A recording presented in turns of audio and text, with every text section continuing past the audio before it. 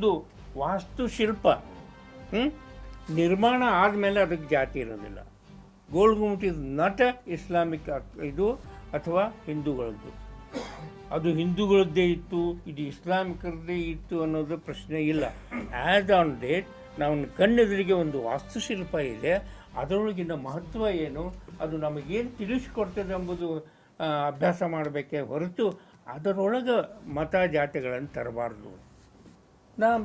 ಅದೇ ಸಂದೇಶನೇ ಹೇಳ್ತೀನಿಲ್ಲ, ಮತೀಯ ದ್ವೇಷ ಇರಲಾರದೆ ಆಳಿದಂತಹ ಒಂದು ರಾಜ್ಯ ಮನೆತನ ಇವತ್ತು ನಮಗೆ ಮಾದರಿ ಆಗಬೇಕು ಅನ್ನೋದನ್ನು ನಾವು ಯಾರಿಗೂ ಹೇಳ್ತಲ್ಲ, ಎಲ್ಲರಿಗೂ ಅದನ್ನು ಹೇಳಬೇಕು ಎಂಬುದು ನಮ್ಮ ಉದ್ದೇಶ. Not for the particular party or the ruling party or ಅದಿಲ್ಲ ನಮ್ಮ ಉದ್ದೇಶ. ನಮ್ಮ ಜನರಿಗೆ ಇಂಥ ರಾಜರು ಆಳಿದರು ಅಂತ ತೋರಿಸ್ಬೋದು.